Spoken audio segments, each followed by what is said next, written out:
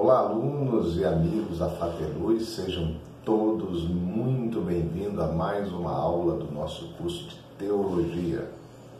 E a aula de hoje nós vamos falar sobre missiologia, essa matéria incrível e que nos traz uma consciência e uma necessidade de despertamento para o maior desafio da igreja, que é cumprir o Ide de Cristo e levar o Evangelho aos quatro cantos dessa terra.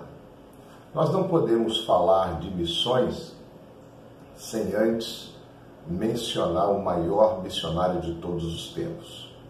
Eu estou me referindo a Jesus Cristo, o Salvador. Ele que foi o missionário enviado dos céus. Ele foi enviado, em primeiro lugar, em cumprimento à promessa divina. Quando o homem falhou, caiu, e o pecado foi introduzido no mundo, e nós entendemos que o salário do pecado é a morte. O homem deveria morrer logo no início, quando este pecou. Mas Deus não é um Deus que tem um plano B. Deus é um Deus que Ele vê todas as coisas com antecipação. Ele é um Deus onisciente. Ele sabe de tudo que diz respeito ao passado, ao presente e ao futuro. Portanto, quando Deus decidiu na eternidade fazer o homem conforme a sua imagem e a sua semelhança, Deus, vendo a possibilidade de que este homem poderia falhar, errar, em cumprir os seus mandamentos, em cumprir a sua vontade, como consequência, pecar e se deparar com a consequência do pecado, na eternidade, Deus já havia preparado a salvação. A salvação foi preparada por Deus antes da formação e da criação do mundo. E é por isso que quando o homem peca, logo em Gênesis 3,15, Deus faz a promessa que da semente da mulher haveria de nascer um que esmagaria a cabeça da serpente. A serpente que estava ali no Éden, o próprio Satanás, que induziu a mulher, que a instigou no processo da tentação para se rebelar contra a ordem de Deus.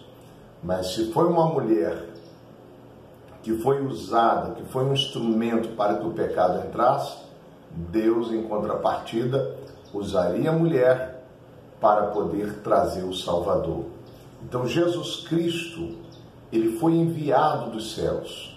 Ele é o Verbo de Deus que se fez carne e habitou entre nós. Não podemos ignorar a pré-existência de Cristo antes do milagre da encarnação. Isso foi até profetizado por Isaías lá no capítulo 9, quando ele diz que um menino nos nasceu, um filho se nos deu. Observe, o menino deveria nascer. O Verbo se faria carne e habitaria entre nós. O menino nasceria. Agora o filho não. O filho foi dado.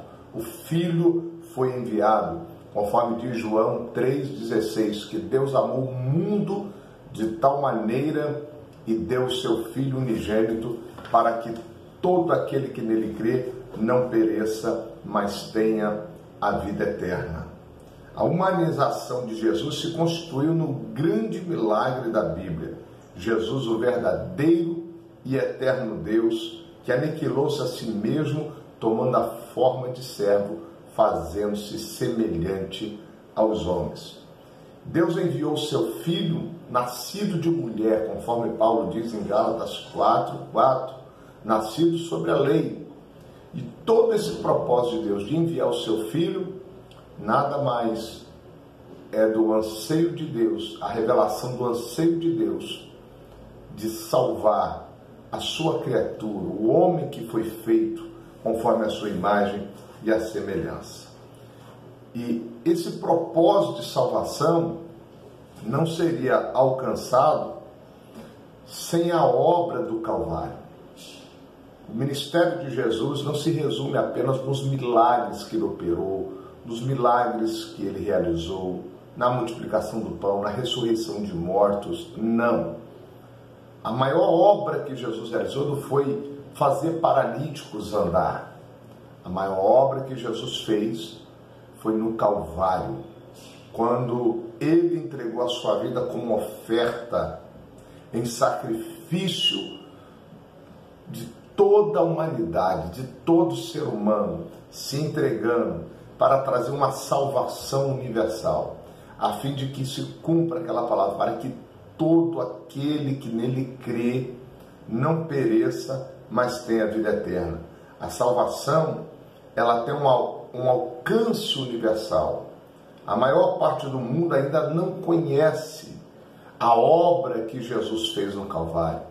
Ele sendo açoitado, afrontado, humilhado, sofrendo vitupério, a vergonha da cruz, se fazendo pecado, levando sobre si a iniquidade de nós todos, para que o mundo fosse salvo por ele.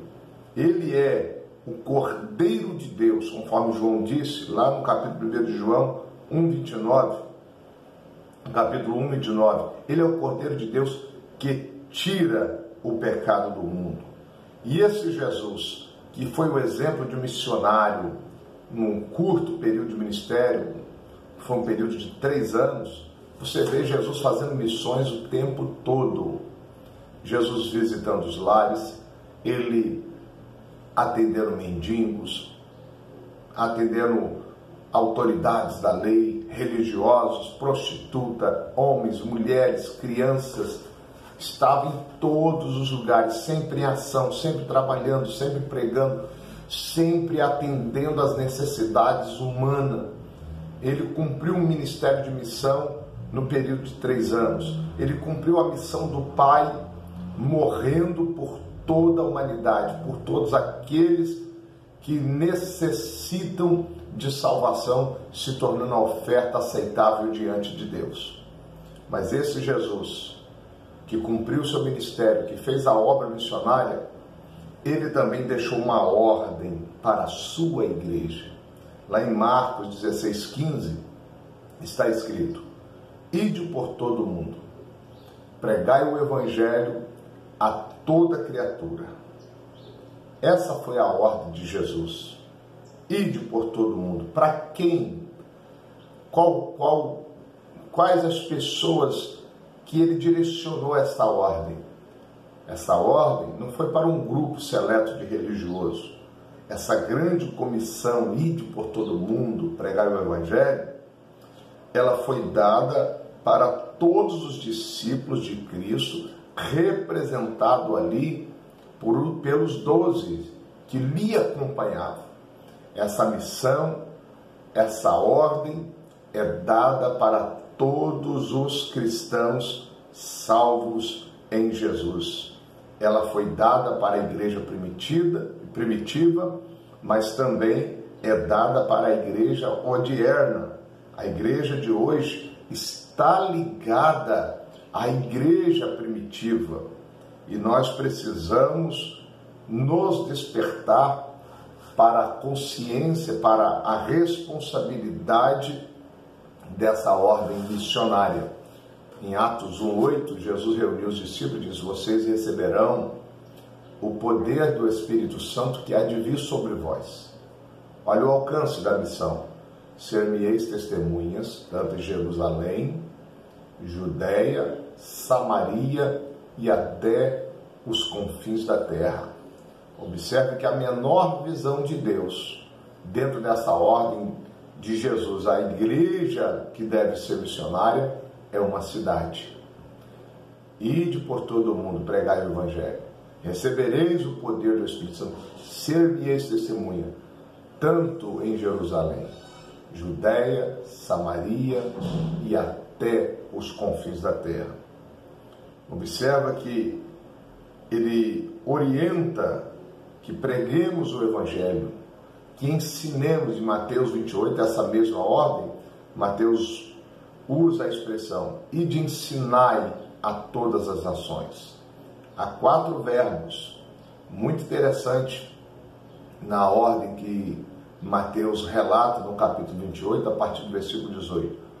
Ide, fazer, verbo ir, verbo fazer, batizar e ensinar. A missão é realizada dentro desses 4 pontos. Ir ao campo, batizar aqueles que acreditam, aqueles que creem, aqueles que receberam a mensagem do Evangelho, né? Fazendo discípulos e ensinando o discipulado contínuo, o ministério do cuidado, né? Aquele acompanhamento contínuo que precisa ter na vida daqueles que se convertem, daqueles que recebem o Evangelho. Então a ordem de Jesus foi clara para toda a igreja. E observe que, em consequência, a igreja atender essa ordem imperativa de Jesus, os sinais seguirão aos que crerem.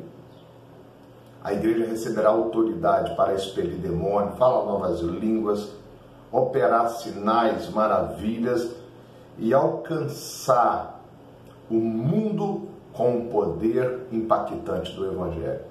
Jesus foi o maior missionário de todos os tempos. E com o seu exemplo, deixou para nós a necessidade de despertar e fazer missões.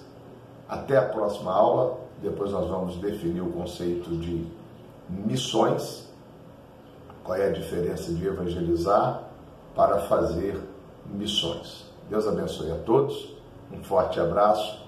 Se você gostou, curte o vídeo, compartilhe e se inscreva no canal da Fater Luz. Até o nosso próximo encontro.